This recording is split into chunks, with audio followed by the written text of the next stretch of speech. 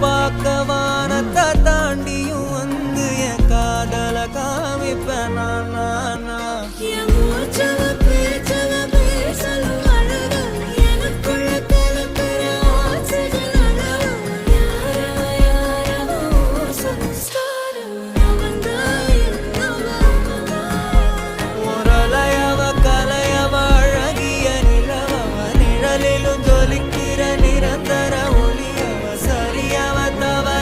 சிரிக்கிற சிரிப்புக்கு அவதான் காரணம்.